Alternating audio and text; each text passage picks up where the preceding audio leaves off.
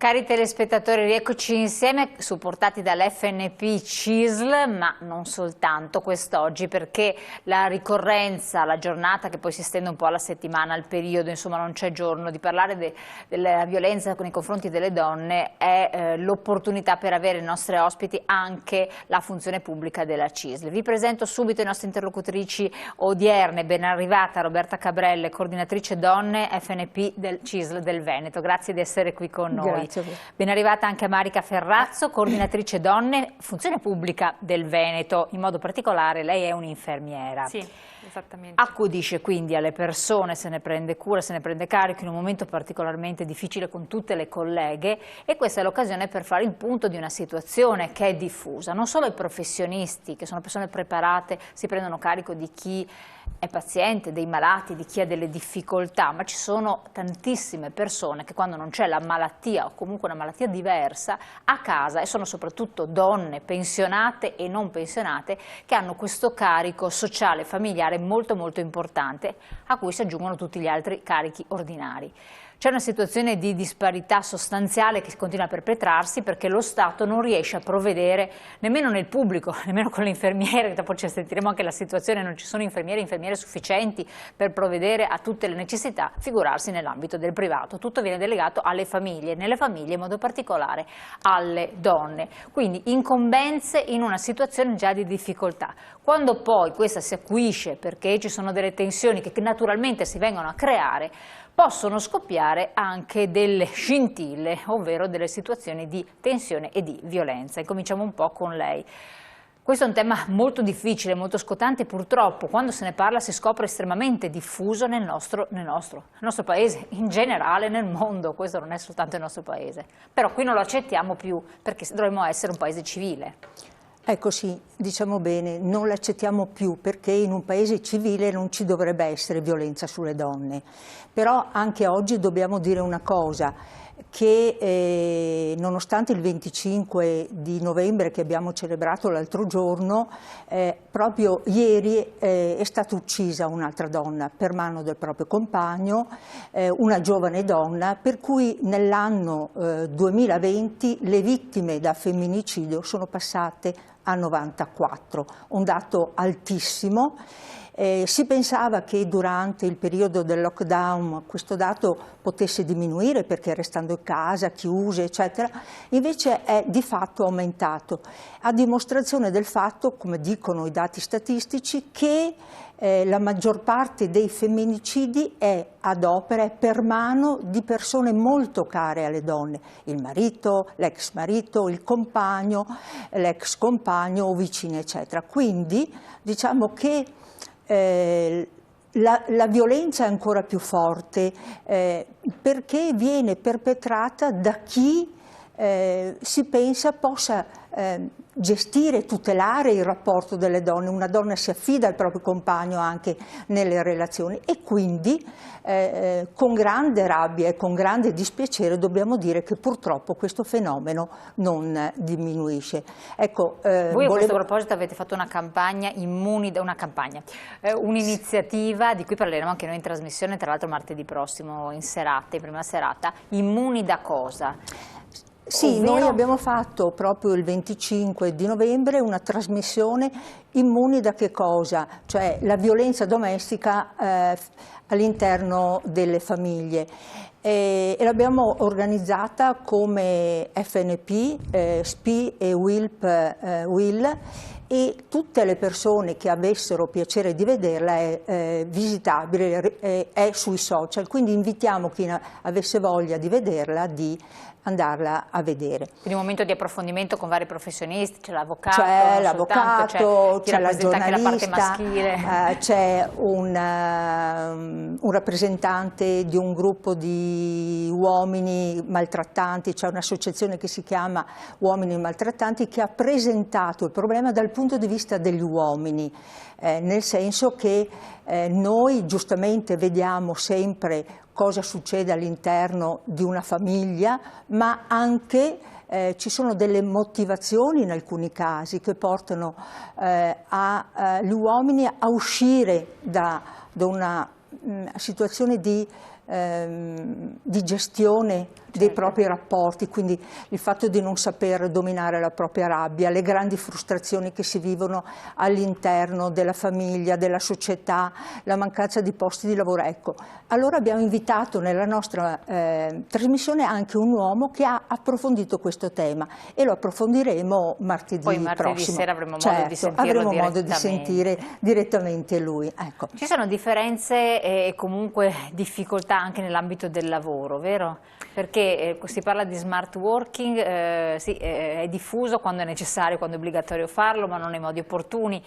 Lei come infermiera vive delle difficoltà, insomma ci racconti un po' questo? Sì, diciamo che una delle poche cose buone che ha portato la pandemia è stato in qualche modo lo smart working forzato nella pubblica amministrazione. Perché forzato? Perché ovviamente all'inizio appunto di questa pandemia, quindi all'inizio di quest'anno, per contenere i contagi non è stato più possibile effettuare quello che è il lavoro di milioni di dipendenti pubblici che offrono appunto servizi alla cittadinanza, farlo di presenza, ed è stato quindi imposto lo smart working. Ma come è stato imposto? È stato imposto di fatto dall'oggi al domani, quindi considerate che soltanto l'8% delle amministrazioni prima della pandemia aveva in qualche modo o sperimentato o iniziato ad attuare lo smart working. Cioè non c'è neanche l'attrezzatura necessaria, la possibilità di, perché io so che ci sono dei documenti che non possono essere portati a casa, quindi non puoi lavorare. Assolutamente, lavorare da remoto certo che è fattibile, assolutamente lo è, però servono strumenti, serve una formazione adeguata e gli spazi domestici, perché io conosco molte signore che mi dicono che non sono per niente contente dello smart working perché hanno i figli di una certa età e ben volentieri andrebbero al lavoro pur di staccare con la vita domestica, dove invece vengono continuamente disturbate, eccetera. Quindi non è detto che va bene per tutte, cioè chi può volerlo perché ha bisogno, ma chi invece desidererebbe starsene al lavoro. Ci tengo a precisare che lo smart working di fatto va regolato, va contrattato, questo è previsto dalla legge, non c'è stato il tempo per poterlo fare, quindi più che smart working parliamo di telelavoro, è stato quello che in qualche modo è stato imposto per arginare la pandemia. E mi aggancio a questa cosa perché su una recente ricerca che è stata pubblicata poi dal Forum della Pubblica Amministrazione a giugno, su un campione di 4.200 dipendenti pubblici, i dati sono molto incoraggianti, perché di fatto l'88% dei dipendenti ne è rimasto entusiasta, e ci sono dei dati salienti perché appunto si è riusciti riuscire a lavorare in casa facendo conciliare così la vita anche familiare, quindi sostanzialmente questa ricerca che fa emergere dei dati molto incoraggianti. È anche vero che lo step successivo a questa sperimentazione, definiamolo così, di massa, è quello della contrattazione, perché va regolamentato, dove ci sono ovviamente diritti e doveri, e questo quindi anche con gli spazi adeguati e quant'altro, perché immaginiamo una famiglia che ha dovuto anche, una donna che di fatto ha dovuto anche tenere a bada in qualche modo anche la didattica a distanza dei figli, lavorare lei con il marito, esatto, lo spazio è sicuramente un qualcosa di fondamentale, ma anche poi il poter accedere ad adeguate attrezzature. Assolutamente. E questo in proposito volevo chiedermi, quindi questo è il discorso del lavoro, il lavoro di cura, come accennava, si aggancia a questo, sì, tra l'altro, per le varie incombenze, no? Difatti il lavoro di cura che solitamente viene svolto da nonni e da nonne, in questo periodo ha assunto una particolare valenza. Ma diamo qualche dato. Allora, se improvvisamente i nonni e le nonne smettessero di fare il lavoro di cura nei confronti dei nipoti, dei genitori anziani, perché c'è anche il peso dei genitori anziani, questo costerebbe, per esempio, per gestire un nipote, 4.500 euro all'anno di asilo nido.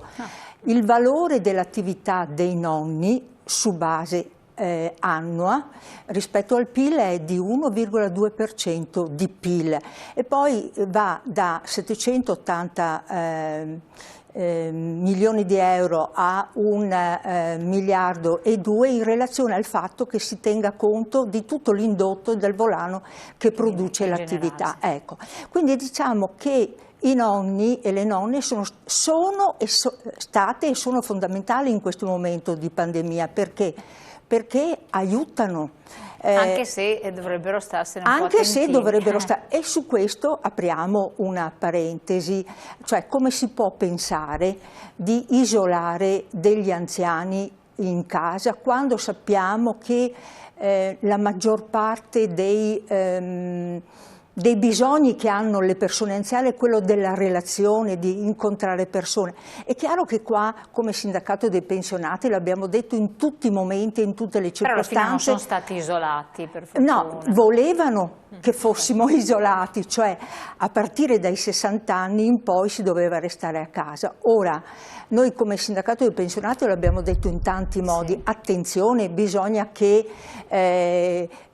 stiamo riparati, ma la relazione, il gestire anche i nipoti è molto importante, è importante perché ti dà la possibilità di avere degli spazi, certo, affettivi, non solo quelli di aiutare, che sono indispensabili. No, la cosa è effettivamente reale, è un dato di fatto. Il problema è che, e l'abbiamo visto nei numeri, tragici numeri, quando un anziano dal nipote contrae il virus, va all'ospedale e va all'altro mondo. Il 90% dell'anziano, il nonno ci rimette purtroppo. È un dato di fatto, è rischiosissimo, rischio tanto alto quanto più accudisci a questi nipoti che invece sono tutti belli sani, magari sono portatori sani del virus e se ne vanno a scuola, hanno contatti o comunque hanno contatti di fatto. Come fare a tutelarli per evitare che un'ecatombe, perché altrimenti ci troviamo davanti a un'ecatombe, chiedo anche il suo supporto se è così oppure no, in modo da che vi interagiate. Certo, sicuramente ecco, all'inizio della pandemia quello che è stato fatto è perché c'era la necessità di arginare assolutamente i contagi. Bisognava lavorarci di più nell'interregno di agosto per cercare di trovare delle soluzioni diverse, insomma. Assolutamente sì, è ovvio che la pandemia ha colto tutti di sorpresa. Quindi adesso la sorpresa non c'è più. Adesso la sorpresa non c'era in realtà, perché comunque in qualche modo tutti gli esperti avevano già detto questo la scorsa primavera, che in autunno ci sarebbe stata una seconda tornata. Con anche l'aggravante della stagione influenzale, quindi in qualche modo bisognava arrivarci preparati. L'inaccettabilità quindi del non riuscire a prevedere tutte le variabili, dovevano in qualche modo provvedere.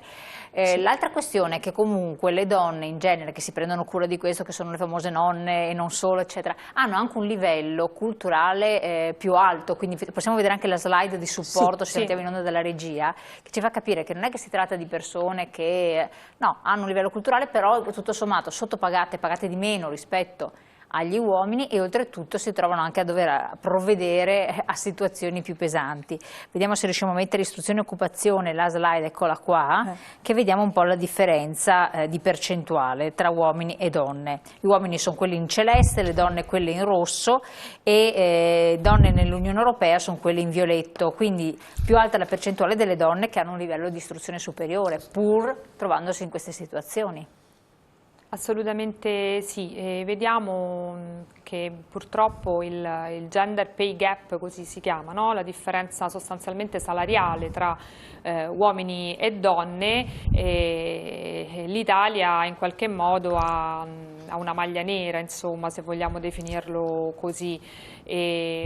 È stato proprio fatto di recente uno studio dalla UST di Belluno Treviso con la nostra coordinatrice donne Alessia Salvador della funzione pubblica e delle pari opportunità, uno studio in occasione del 25 novembre sul territorio di Belluno e Treviso proprio sul gender gap, e i risultati vi invito insomma ad andare sul sito, ecco, a leggere, sono in qualche modo una forte scossa alle coscienze, perché ciò che emerge, che poi la situazione che appunto è sovrapponibile a un po' tutto il resto d'Italia, è che ad ore lavorate tra un uomo e una donna c'è una differenza di stipendio in medio orario di €1,50 orario, quindi partendo da qua.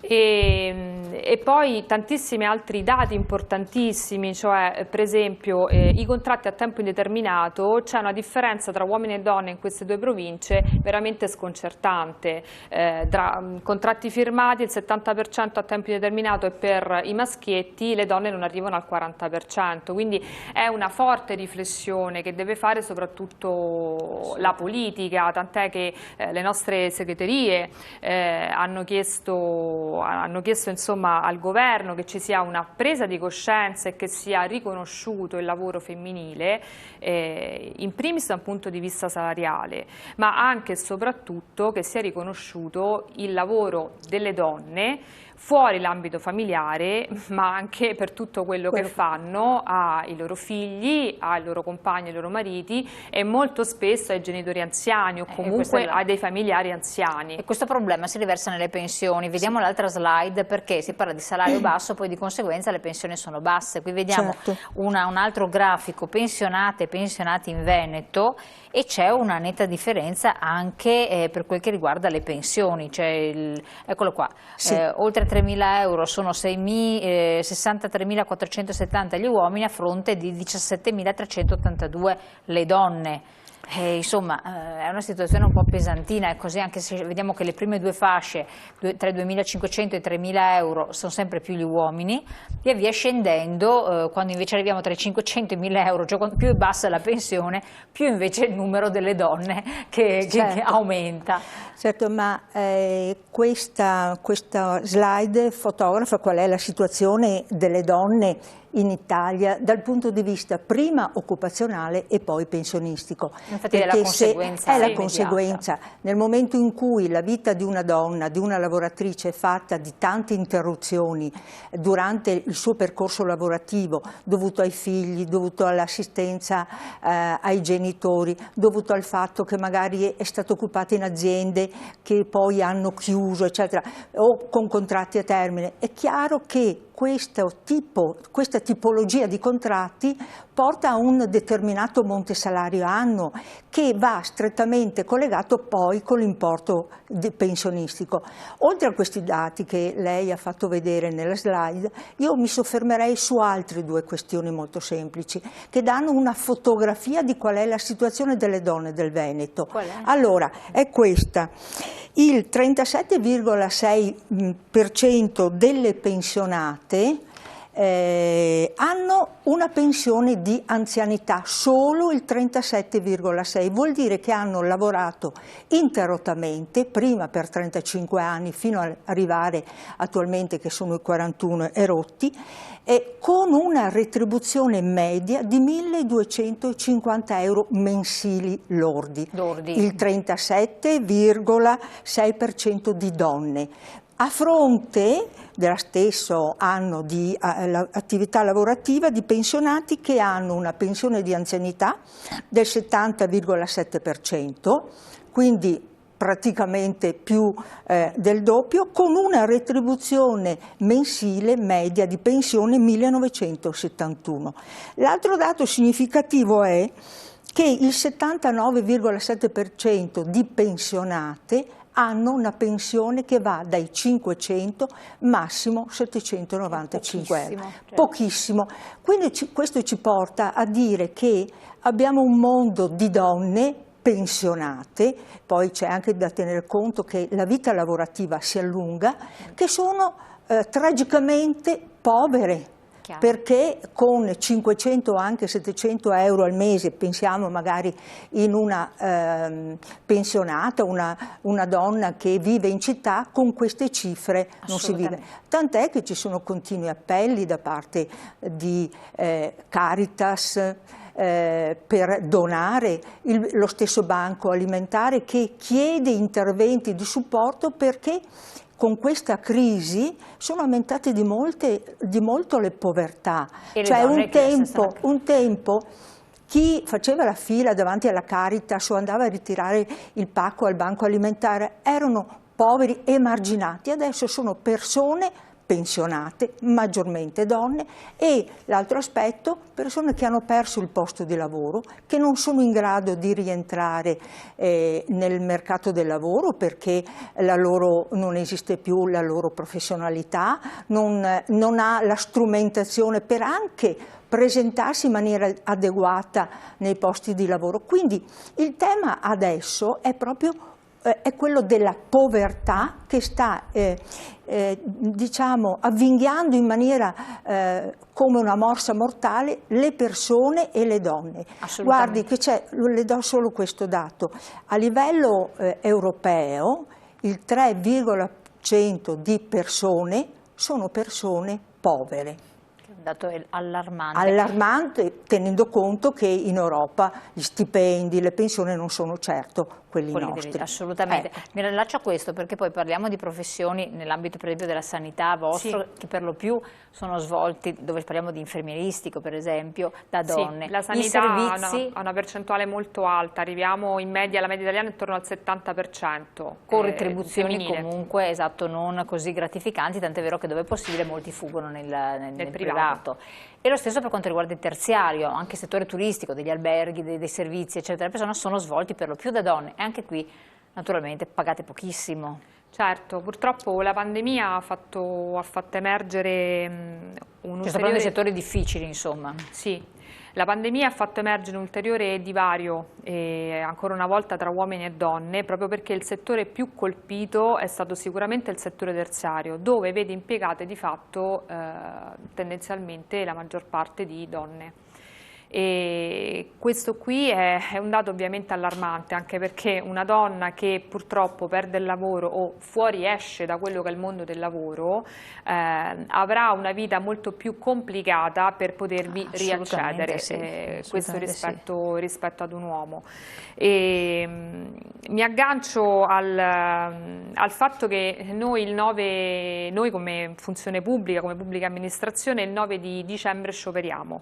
E ci sono state una serie di polemiche in questi giorni perché a partire insomma dal ministro che ci ha detto che non siamo responsabili a scioperare in questo momento. In realtà il messaggio che arriva con lo sciopero, che lo sciopero è un diritto ed è sancito dalla legge e noi abbiamo sempre garantito e continueremo sempre a garantire quelli che sono i servizi essenziali, l'urgenza e l'emergenza, ma noi andiamo a scioperare perché abbiamo un contratto che è scaduto da 2 anni e perché chiediamo e pretendiamo che ci sia maggiore sicurezza nei posti di lavoro e che ci siano finalmente le assunzioni che meritiamo, perché noi arriviamo praticamente a 10 anni di blocco di assunzioni. Questo è per la sanità, però si parla della funzione pubblica in generale. La funzione pubblica, certo, anche le funzioni centrali e locali scioperano. Però non tutti. Ci sono le vostre professioni della sanità che effettivamente è legittimo, ci sono altre professioni insomma che funzione pubblica diciamo che potevano un po' aspettare, visto che anche il privato è strafermo non da 2 anni ma chi da 5, da 10 anni. In realtà il blocco delle assunzioni investe tutta la pubblica amministrazione e tutti i servizi oltre che alla sanità sono in sofferenza. E io voglio ricordare, perché è giusto che al di là della prima linea che è stata la sanità, che lo è a tutt'oggi la sanità di fronte a questa pandemia, il lavoro straordinario che è stato fatto per esempio dai dipendenti dell'INPS va ricordato perché ognuno in questa pandemia ogni lavoratore pubblico ha fatto il suo, ci ha messo del suo e ha dimostrato anche un forte senso di abnegazione proprio per dare una mano e per fare il proprio dovere nei confronti dei cittadini, perché il nostro è un lavoro di servizi. Siamo a 2 minuti dalla chiusura, c'è una giornata del 16 dicembre che vorrei anche ricordasse. Sì. Aggiungo brevemente a questo il fatto che recentemente hanno scioperato anche tutte le addette del pulimento, che sono 7 anni che non ha rinnovato il contratto. Il pulimento sono quelle signore, quelle donne che all'interno degli ospedali sanificano e igienizzano i reparti, per cui anche per loro bisognerebbe avere maggiore attenzione e non solo considerarlo nei momenti in cui servono, ma dare loro il giusto riconoscimento per l'attività, che è un'attività altamente professionalizzata ma non assolutamente retribuita. Ecco, noi il 16 facciamo una giornata in videoconferenza di ricordo di 4 nostre amiche che purtroppo 3 sono mancate l'anno scorso e una è mancata quest'anno. Erano 3 pensionate e una giovane. Raffaella Moretti, Moretto, Raffaella segretaria Moretto, generale Funzione Pubblica di sì. Verona, Mariolina Polato, segretaria FNP Padova Rovigo, Maria Fucito, FNP Venezia, Claudia Sorgato, Funzione Pubblica Padova Rovigo. Ecco, noi lo vogliamo ricordare con questo convegno, il tema è la speranza, perché pensiamo che il loro esempio che è stato fatto di impegno quotidiano, di lotte quotidiane, di voglia di riscatto, perché la maggior parte di loro erano operaie, e anche se poi hanno assunto ruoli sindacali all'interno del sindacato, ecco, vogliamo ricordarle perché in questo periodo che siamo tutti rinchiusi, dove c'è tanta paura, c'è tanto individualismo, vogliamo lanciare un messaggio di speranza, di apertura verso l'esterno, sapendo che la speranza è fatta di piccoli gesti, di piccoli atti quotidiani, di un impegno quotidiano, di una voglia di cambiare, e loro l'hanno dimostrato ogni giorno col loro lavoro. Perfetto, grazie mille. Una battuta di chiusura velocissima in un secondo? Sì, credo che questa giornata, ecco, del 16 vuole essere proprio una speranza per tutte le donne, una speranza insomma per la società, ricordando queste persone, queste donne che hanno fatto tanto lavorativamente parlando e nel sindacato. Perfetto. Io ringrazio Roberta Cabrelle, coordinatrice donne FNP Veneto, e Marica Ferrazzo, coordinatrice donne Funzione Pubblica del Veneto. Grazie a entrambe di essere qui con noi. E allora siamo giunti al termine, ringraziamo le nostre ospiti, ringraziamo come sempre voi di averci seguito. Ricordo che le sedi dell'FNP CIRS sono sempre disponibili, prenotate magari una visita per qualsiasi tipo di informazione abbiate bisogno, partecipate anche attivamente a questi eventi, riguardate, seguiteci anche martedì sera in prima serata che faremo questo approfondimento per la lotta alla violenza contro le donne. Buon proseguimento, grazie.